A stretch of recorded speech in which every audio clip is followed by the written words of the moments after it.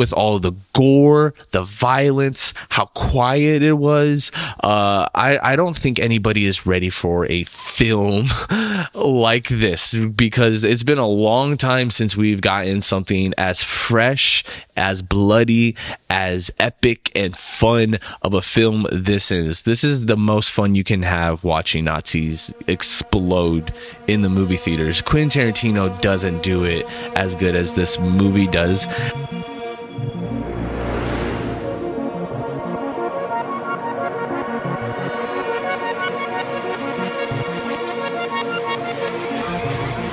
Welcome back to the Critics. I am your host, Isaac Joel with Agents of Fandom, and today we're going to be talking about one of my most anticipated films of the year by Lionsgate, Sisu. Let's get right into it. This film kind of came out of nowhere. I remember seeing it in theaters and watching the trailer play out, and not a lot of people were kind of reacting and responding to it.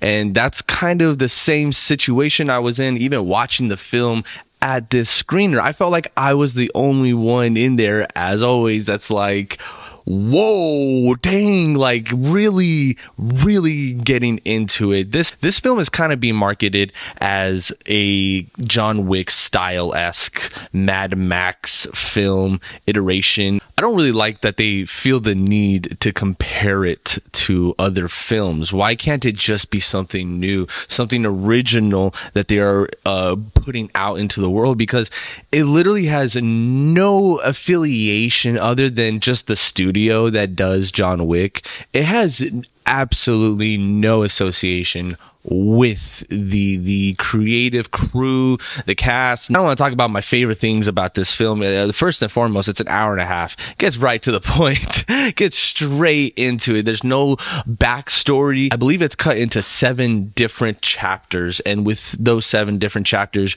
you're learning little bits and more about the world, the people, or whoever it is that they're really focusing on that chapter. You really get to live inside of that. And not a lot of people love the whole chapter thing, you know, chapter 1, chapter 2, when the movie cuts to that, especially a film that is as short as this one. However, I'm going to make an argument and say I really enjoyed the short chapters. They were all like 20, maybe like shorter than that. Maybe some were like 10, 15 minutes. The first one was definitely short, but as the film kind of goes on, they get a little bit longer and longer, and you get to stay within those chapters, and you really are kind of looking forward to the next one, and you're thinking about the previous one as it just went by, and you kind of see why and how they're doing it, and it's really kind of cut together really good. The main actor who plays this ex-soldier who discovers gold and is on his way to export that gold to the bank, and it's, I believe, like over 500 miles out, and this takes place during the end of the 1940s World War II.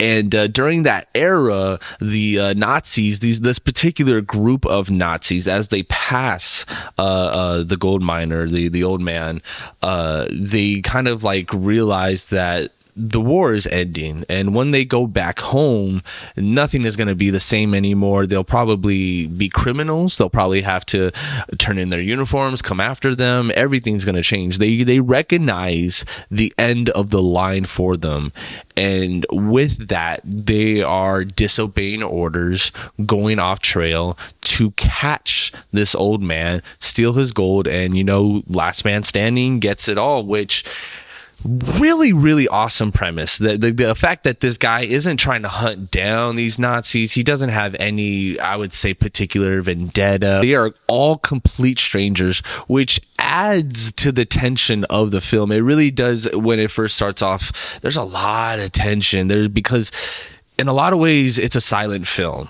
The old man doesn't talk. The Nazis do a little bit of speaking, but even then, they're just explaining whatever it is that is happening, or when they get background information on the guy, that's really when they're doing the most talking inside of the tank. But for the most part, when they're all outside of the tank and just wandering and going wherever it is that they need to go, they're just like signaling to each other. They're just like looking at each other, nodding at each other, and it's very, very nuanced. It's very coy, and you as the audience member know what it is they're thinking. You've seen a million of these types of films, these Nazis, these World War II films, these different iterations of that era. You've seen this story before.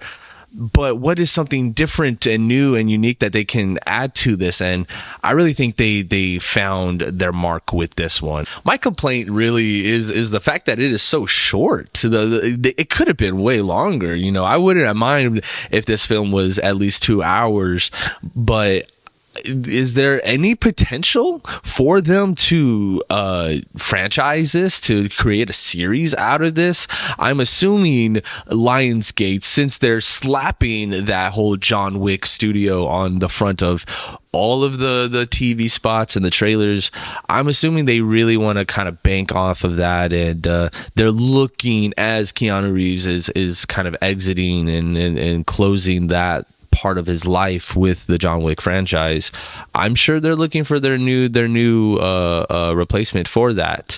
And something like Sisu, I think, can really speak to the right audience, though, you know, because it didn't speak to my audience. I don't like by the time that the credits were rolling, they're just like, oh, okay, yeah, that was cool. Yeah, no one hated it. No one was disappointed by it, but just with all the gore, the violence, how quiet it was, I don't think anybody is ready for a film like this, because it's been a long time since we've gotten something as fresh, as bloody, as epic and fun of a film this is. This is the most fun you can have watching Nazis explode in the movie theaters. Quentin Tarantino doesn't do it as good as this movie does, with the motivations behind the Nazis, behind the old man. It's all there without being said, and the drive that they have of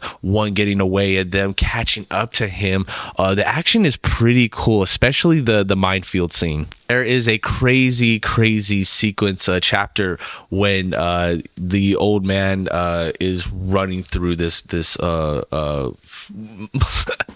where the old man is running through this minefield, and the general starts sending in people one in at a time until they stop blowing up. And it is one of the best sequences I think I've seen in in the theaters in a long time. And that's saying something too. This year has been kind of an interesting year of movies. I've seen some doozies. I've seen some pretty horrible, shitty films, I would argue and say. But I've also seen some really, really rad movies. And I would love to put a list together and kind of like show the worst that this year has to offer and some of the best that this year has to offer. And I'm telling you guys, Sisu is one of the best movies this year has to offer.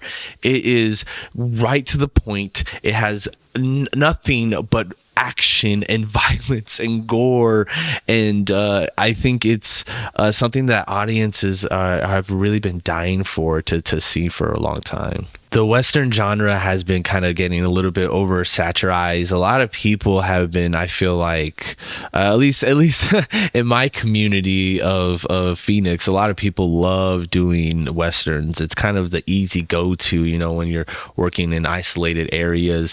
And believe me, I love a good Western as much as the next guy. I truly do. But for me, it's the same conversation with Westerns that it has to do with like superheroes.